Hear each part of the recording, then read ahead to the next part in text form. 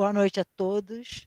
É um prazer estar aqui com vocês para nós falarmos sobre psicoterapia breve e os tormentos psíquicos do pós-Covid. Não é um tema dos mais agradáveis, mas a realidade precisa ser enfrentada e, se possível, com um certo bom humor. Sejam todos muito bem-vindos e vamos começar. Humberto, por favor.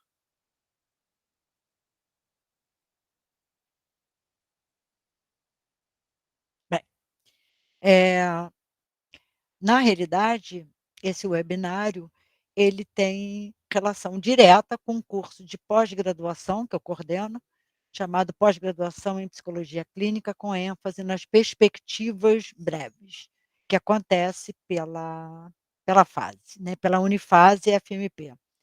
E o título do que eu vou falar hoje é Psicoterapia Breve e os tormentos psíquicos do pós-Covid. Pode passar. Bem, então aí nós temos 3 elementos: psicoterapias breves, né, PB, tormentos psíquicos, a época pós-Covid e tudo isso dentro da modernidade líquida de Zygmunt Bauman. Por favor. Bem, a primeira coisa que nós precisamos saber é o que são as psicoterapias breves. Isso é fundamental.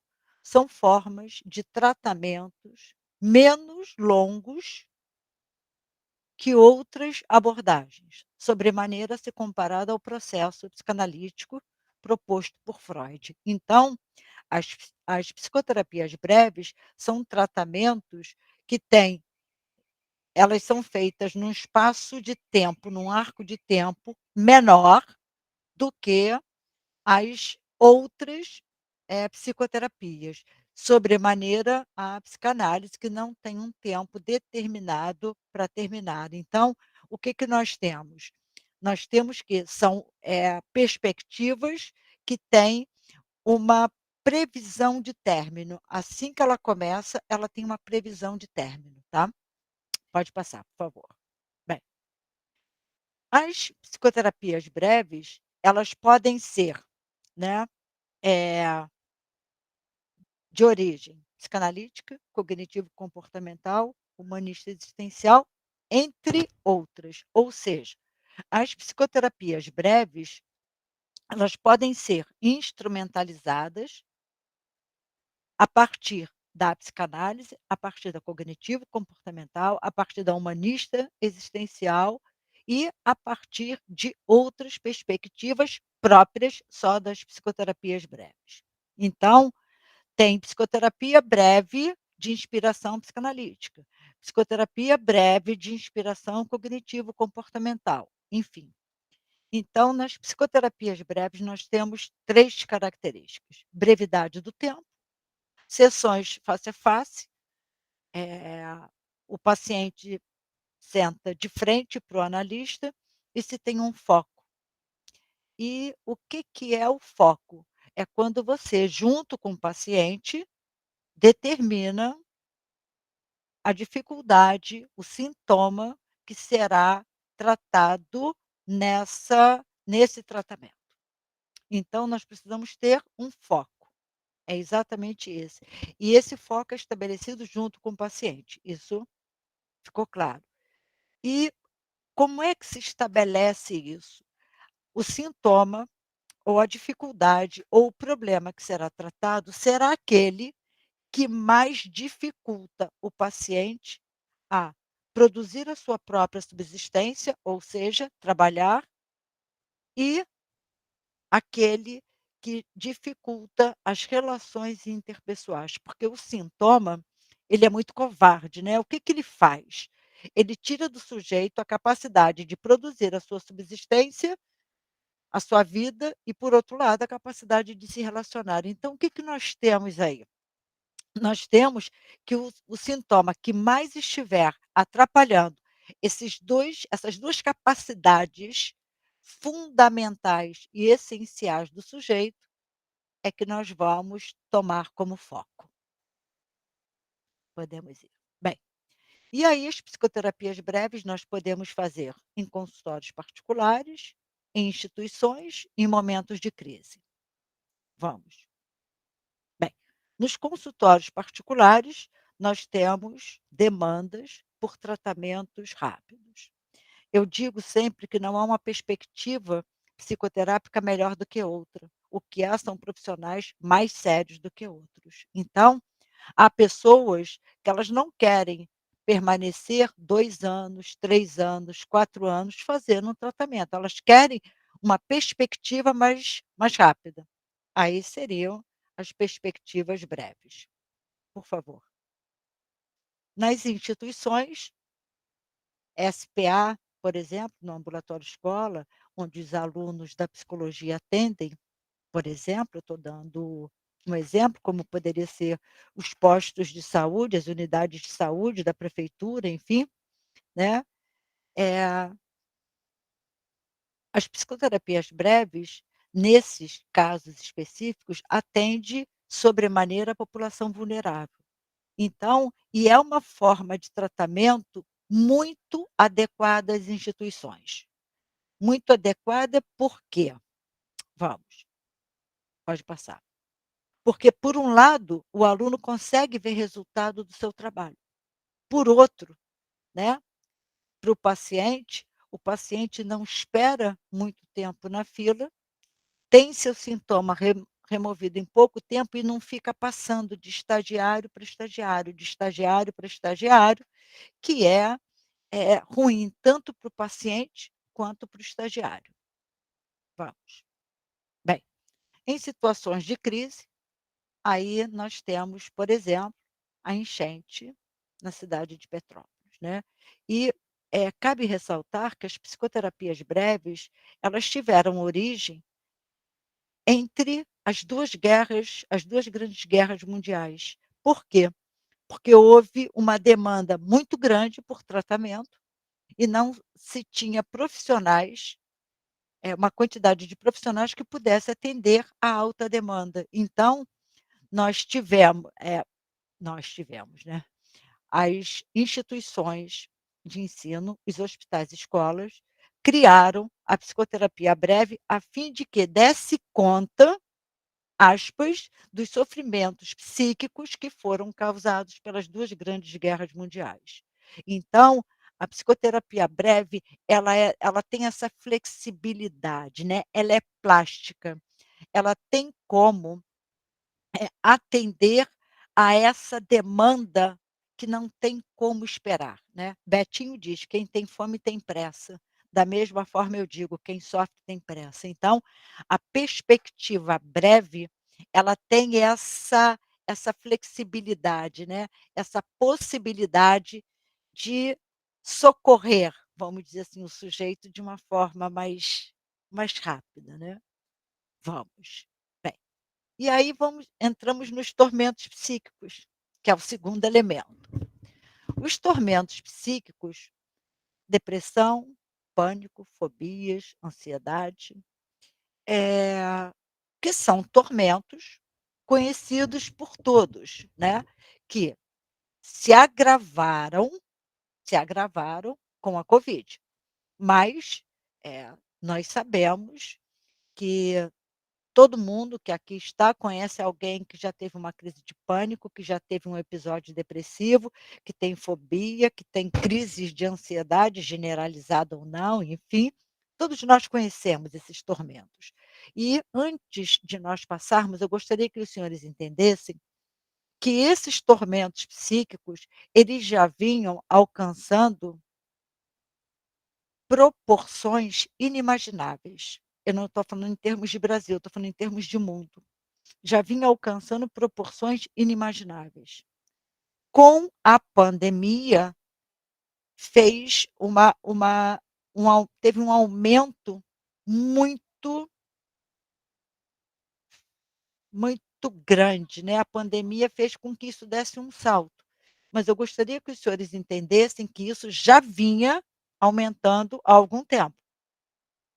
Sobremaneira, com a pandemia, isso aumentou. Por favor, Humberto. Bem, Covid e pós-Covid. Covid no Brasil. Isso eu peguei no site do governo, hoje, 20 de 10 de 2023. Esse site foi atualizado às 8h35 da manhã. Até hoje, até ontem, nós tivemos 37.858.614 casos de Covid, 706.000 óbitos. Isso no Brasil, tá? Isso no Brasil. Bem, com 3 anos de Covid, foram 3 anos da pandemia de Covid, a OMS deu 759 milhões de casos de Covid e quase 7 milhões de óbitos em todo o mundo. Então, entendam, senhores, foram 3 anos, com 759 milhões de casos, até ontem. Esses dados me parece que até ontem. E quase 7 milhões de óbitos, dados da Agência Brasil. Pode passar, por favor. Bem, e aí, um dado que chama muito atenção, é que essa é a 6ª emergência em saúde pública de importância internacional. A 6ª. Veja, 2009, pandemia de H1N1. 2014, me perdoem, há um erro aí, 2014, disseminação internacional de poliovírus. 2014, surto de ebola na África Ocidental. Fevereiro de 2016, vírus da Zika. 2018, surto de ebola na República Democrática do Congo. Então, os senhores vejam como é que em poucos anos nós já estamos na 6ª emergência em saúde pública de importância internacional. Isso quer dizer alguma coisa, né? Isso precisa nos fazer pensar. Nós temos aí a mais recente, foi a pandemia de Covid, tudo bem, mas percebam a gravidade, né? De 2009 para cá, olha que o intervalo de tempo é pequeno, né? 2014, 2016, 2018, dezembro de 2019. Começa 2020, março de 2020, a OMS fala, né, que caracteriza como uma pandemia. Então, eh, essas emergências em saúde pública de importância internacional vêm surgindo. Aí vocês vão me perguntar: "Mas por que que você está frisando isso, professora?" Porque são essas emergências que também agravam os tormentos psíquicos. É óbvio, né. Nós tivemos essa, última agora, mas essas anteriores, H1N1, o vírus da Zika, todos nós, né, estávamos, se não acometidos, preocupados com as nações que estavam sendo mais acometidas, porque se alguma coisa acontece do outro lado do mundo e isso não me toca, tem alguma coisa de errado comigo, né. Vamos. Bem, então, 11 de março de 2020 foi decretada a pandemia da Covid. 5 de maio de 2023, fim da emergência de saúde pública internacional para Covid-19, né. Mas, prestem atenção, não implica no término da pandemia. É o fim da emergência de saúde pública internacional para a Covid, mas não quer dizer que não se tenha mais Covid e que ela não esteja aí, né, ainda aterrorizando, né, campos sociais. Por favor. Bem, então, não é pós-Covid, não é pós-Covid. Pós-pandemia de Covid, o que que nós precisamos entender? Que nós vamos falar dos tormentos, né, mas ainda em meio a uma pandemia. Vamos. E aí o que que nós temos? O que que a pandemia trouxe? Esse eu acho que é o ponto alto, né, para que a gente da minha fala, para que a gente possa juntos pensar. O que que a pandemia trouxe? A pandemia trouxe medo, muito medo. Nós, né, naturalmente temos medo. É o medo que nos mantém vivos. Se eu não tiver medo de atravessar a rua, de morrer, eu atravesso a rua sem olhar. Se eu não tiver medo de morrer, eu fico doente e não me cuido. Enfim, o medo é o que nos mantém vivos, mas o medo ele não pode nos paralisar. Durante a covid, esse medo, ele paralisou muita gente. Isso é uma coisa muito séria. Nós, eh, a nossa incerteza foi elevada à 10ª potência, porque a incerteza sempre fez parte da existência humana. Aliás, o medo e a incerteza fazem parte da natureza humana, né, fazem parte da vida. Então, com a pandemia, o medo e a incerteza foram elevados à 10ª potência.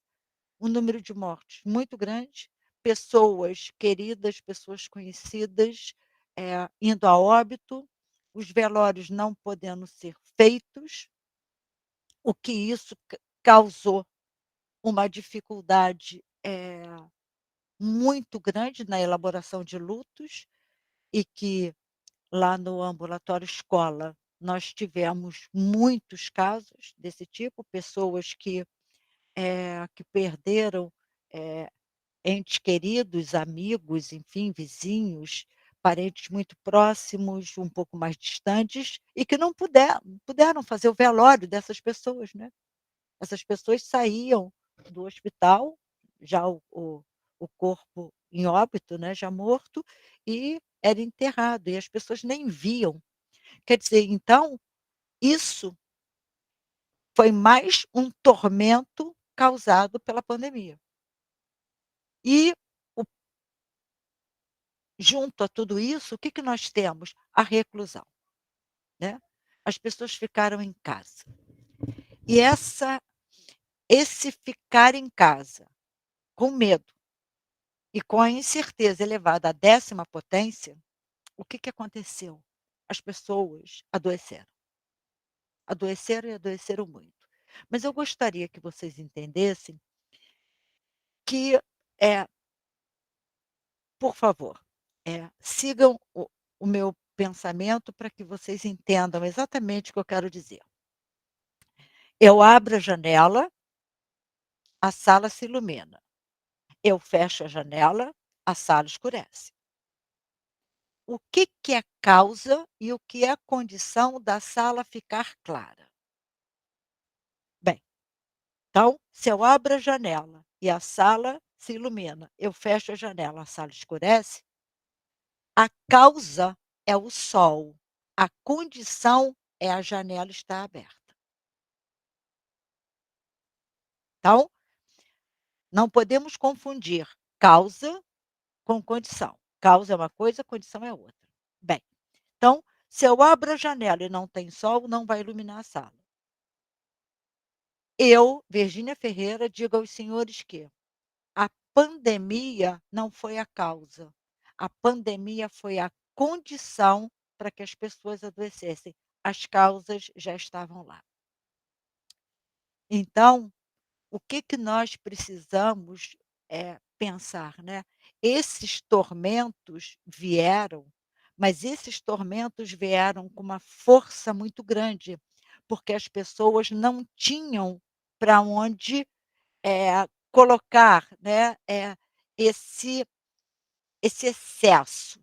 Então, como as pessoas não tinham onde colocar esse excesso, que elas estavam dentro de casa, e ficaram dentro de casa durante muito tempo, porque o outro esse outro, seja quem for esse outro, podia ser um vetor de te trazer a covid e você morrer, assim como você podia ser para o outro, as pessoas ficaram em casa, né, seguindo as recomendações sanitárias, o que elas fizeram muito bem. Então, juntando esses elementos, o medo, a incerteza e a reclusão, as causas que estavam lá, né, isso foi a condição para que os tormentos aparecessem. Exatamente dessa forma. Sim, vamos, por favor. Bem, então, isso é uma coisa. Esse homem, ele tem um contexto socioeconômico, político e cultural. Nós não podemos analisar o homem fora de seu contexto. Assim como, se eu tiro o meu nariz, coloco em cima da mesa e pergunto: "Senhores, esse nariz é grande ou é pequeno?", ninguém tem condições de me dizer se ele é grande ou se ele é pequeno. Ele só pode ser grande ou pequeno, ser visto como grande ou pequeno, dentro de um rosto. Um homem só pode ser analisado, entendido, dentro do contexto sociocultural, político e econômico que ele vive. Vamos, por favor. Bem, o contexto que nós vivemos, a era que nós vivemos, foi intitulada por Zygmunt Bauman, um sociólogo polonês, que vai dizer o seguinte, né: na contemporaneidade, essa época que nós estamos, emergem o imediatismo, nós queremos tudo para ontem, o individualismo, primeiro eu, segundo eu, terceiro eu, quarto eu e assim por diante. A fluidez, tudo é muito fluido, tudo é muito mutável.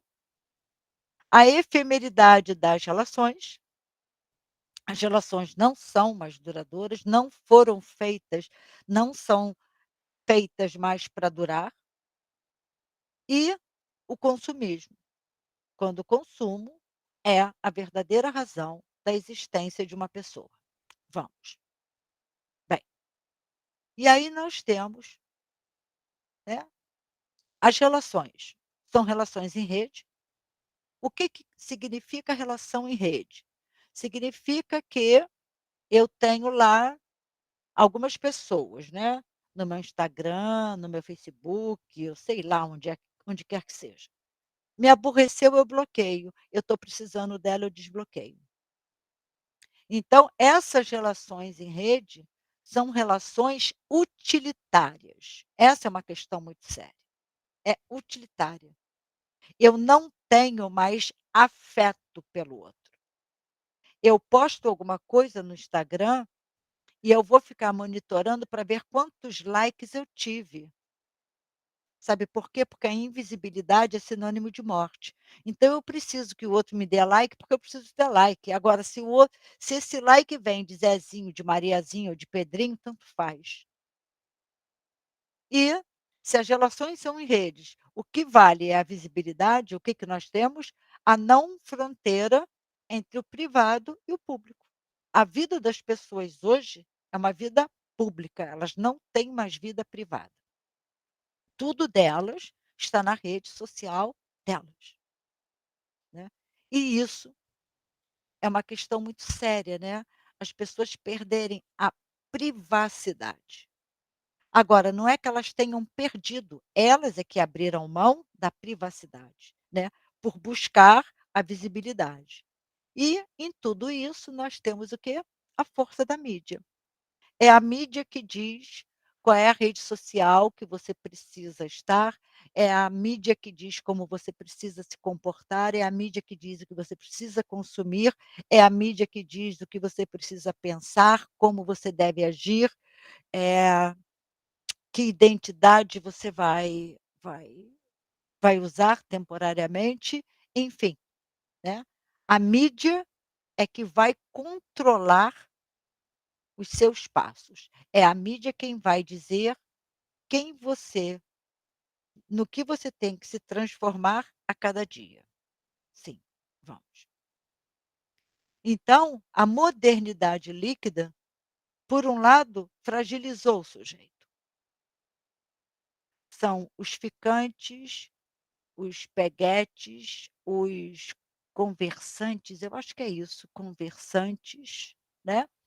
Então, a o consumo passou dos objetos para as pessoas. As pessoas hoje consomem umas às outras, né. e isso fragiliza, fragiliza e fragiliza muito. Por outro, essa mesma modernidade líquida apresenta formas de alívio para os tormentos que se potencializaram com a Covid-19. Vamos. Então, qual é a forma de alívio? O consumo. Se consome pessoas, assim como eu sou consumida, se consome imagens, psicofármacos. A indústria de psicofármacos nunca vendeu tanto, nunca cresceu tanto como dos últimos 10 anos para cá, sobremaneira após a pandemia. Se consome identidades, se consome drogas ilícitas, sobremaneira o crack, a cocaína e a maconha. Se consome álcool, que não é uma droga ilícita, mas é uma das drogas que mais mata no mundo. Se consome ideias, moda, guloseimas, enfim, se consome. Então, o que que nós temos? A modernidade líquida, ela oferece em abundância a ilusão de que você tem como aliviar o sofrimento que esses tormentos psíquicos causam. Mas, senhores, é ilusão. A mídia vende ilusões. É exatamente isso. Os psicofármacos não trazem alívio. O consumo das drogas ilícitas não traz alívio, traz anestesiamento, que é uma outra coisa. Então, quando uma pessoa, ela consome moda, ela consome guloseimas, ela consome imagens, ela está na ilusão de que esse consumo está trazendo ou vai trazer algum tipo de alívio.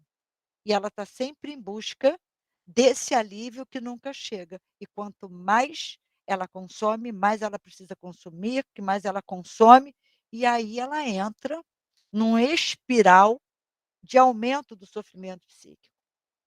E aí eu vou fazer uma parte que eu não ia fazer, mas eu acho que a gente deve fazer, né, que é a questão do suicídio, né.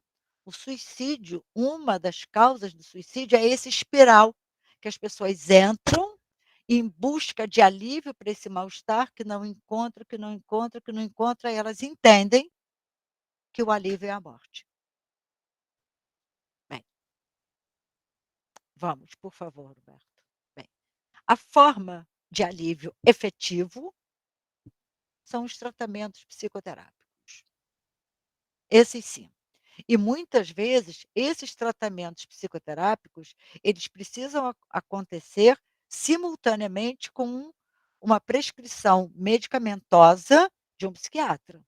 Então, eu, na qualidade de psicanalista e coordenadora do curso de pós-graduação em psicologia clínica, com ênfase nas perspectivas breves, eu quantas vezes eu trabalho em parceria com psiquiatras, e inclusive psiquiatras da faculdade, né, que é o Birman, que, né, a gente sempre, eu indico paciente para ele, ele me indica paciente, eh, porque um caso de depressão, por exemplo, a gente não tem como curar pela palavra, a pessoa precisa ir.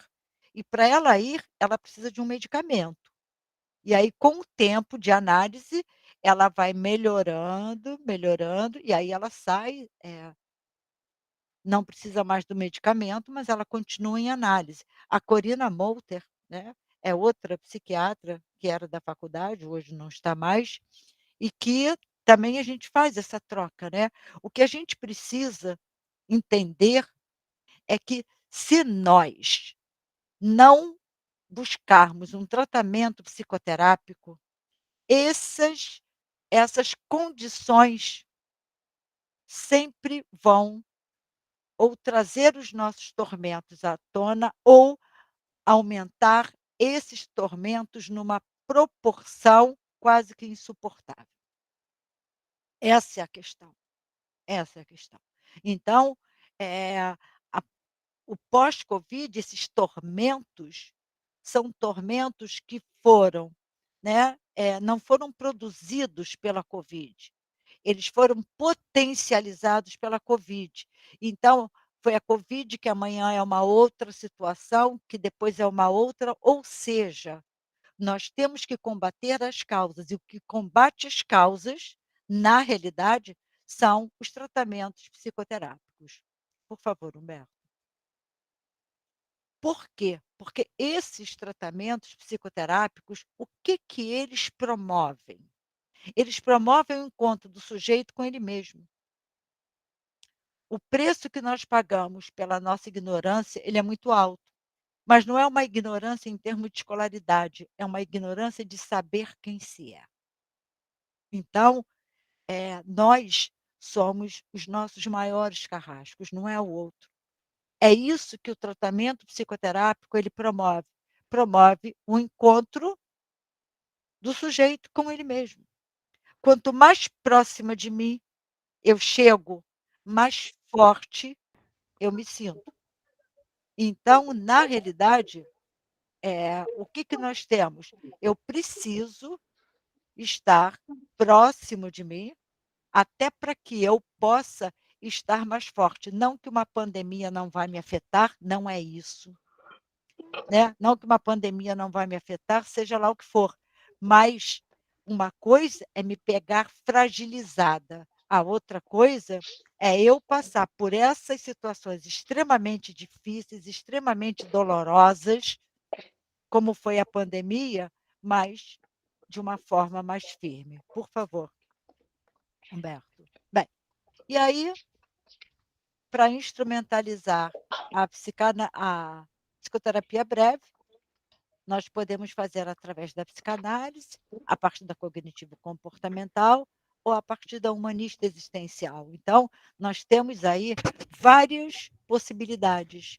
A psicoterapia breve, ela se apresenta como uma forma de tratamento em que a brevidade, né, do tratamento faz parte dela, mas a brevidade tomada em comparação com a psicanálise. Então, senhores, o que eu gostaria, né, eu, uma psicanalista, falando, o que eu gostaria é que nós pudéssemos nos livrar desse preconceito que nós temos com as psicoterapias breves.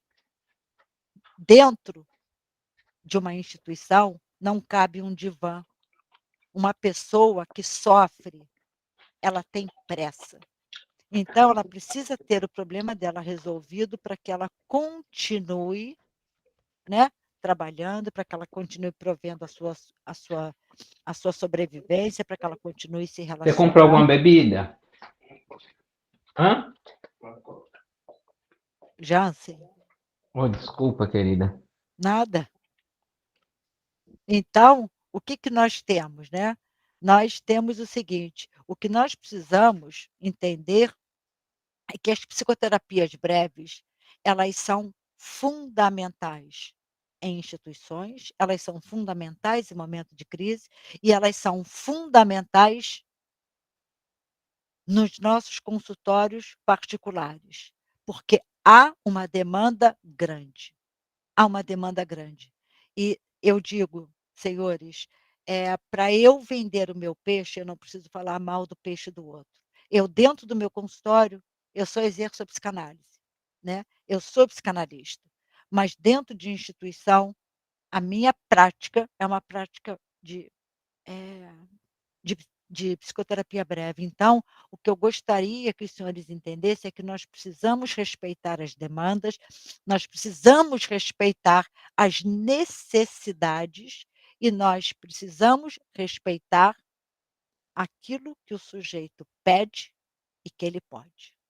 Então, eu digo que as psicoterapias breves são, perspectivas hoje, sobremaneira hoje, é fundamentais e adequadas ao momento que nós vivemos.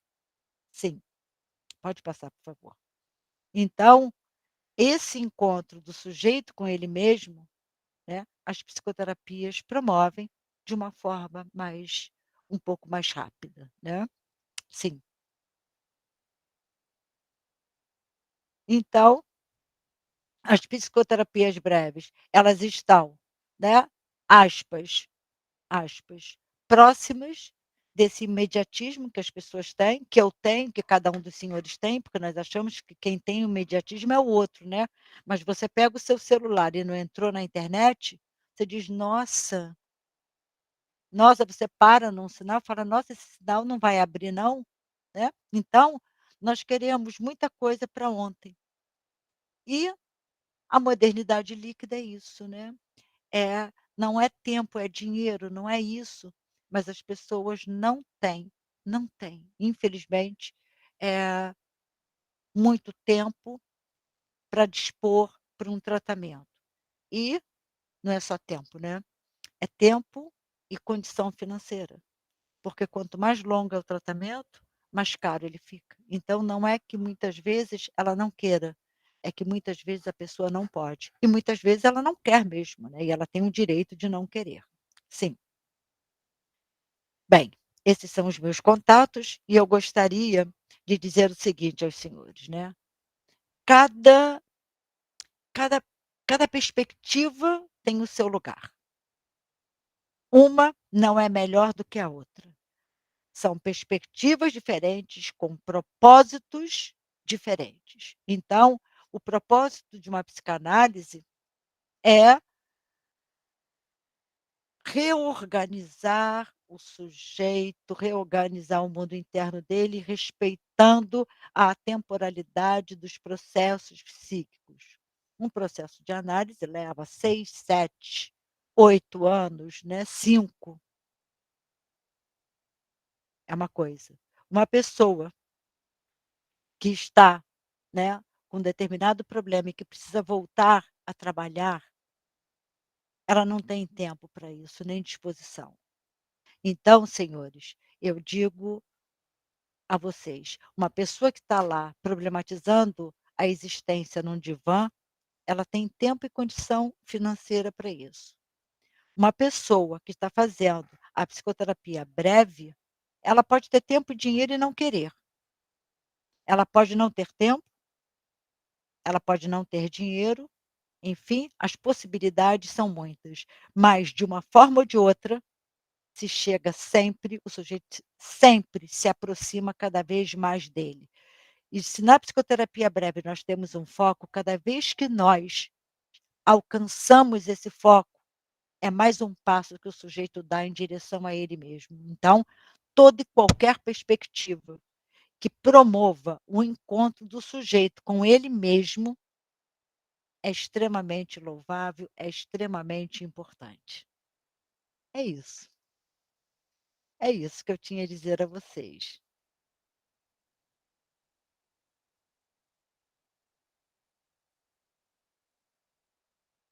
Muitíssimo obrigado, senhores. Muitíssimo obrigada. Muitíssimo obrigado. Fico feliz que vocês tenham gostado. Eh, obrigada, Brenda, obrigado, Yuri, obrigado, Jennifer, obrigado, Jonathan, Maria Tereza, Lívia, nossa, obrigado, Humberto. Humberto, muito obrigado por tudo, pela ajuda, pelo apoio. Bem, deixa eu dizer uma coisa a vocês. Se vocês tiverem qualquer dúvida, qualquer coisa que vocês venham a precisar, de dúvida sobre a psicoterapia breve, nós podemos sentar para falar e nós podemos fazer um outro webinário, né, também pegar um outro tema para discutir dentro das psicoterapias breves. Eu acho, assim, muito, muito interessante. Muitíssimo obrigado. Robertíssima, tem alguma coisa para falar, minha querida? Não, eu estou só te escutando. Foi Ah, ótimo. ah, Foi muito bom. muitíssimo obrigado, Muito bom, gente. Então, Ferreira, sempre. muitíssimo Professora, Só Oi? deixar uma mensagem que eu li hoje no livro, que vai de encontro que até você falou sobre mídias sociais, Aham. frase que diz assim: parece que eu só existo através dos olhos dos outros. Tem tudo a ver com a mídia, né? Com as mídias sociais. Eu só existo se o outro me curtir, eu só existo se o outro sorrir para mim, senão eu não existo. É só É, essa contribuição. é isso mesmo, Humberto. É isso mesmo. Quer dizer, se eu não for vista, eu não sou ninguém, né? Tanto que o Bauman vai dizer que a invisibilidade é sinônimo de morte. Então, eu preciso ser vista por quem não importa, né? Mas eu preciso ser vista. Muito legal isso, né? Muito interessante mesmo. Senhores, muitíssimo obrigado. Desejo a todos um lindo fim de semana. E volto a dizer, a Roberta está com o meu, está com os slides, ela Posso disponibiliza. compartilhar, né, professora? Pode sim, Roberta, pode compartilhar sim, tá? Tá, eu vou estar disponibilizando aí os certificados pela plataforma da IBM e aproveito e compartilho com todos a sua apresentação, Está ótimo, tá bom? está ótimo. Gente, Muito, obrigada. muito bom, Virgínia. Muitíssimo obrigada, Um Robertíssima. beijo, tá? Beijo, bom fim de semana. Tchau, gente. Humberto, mais uma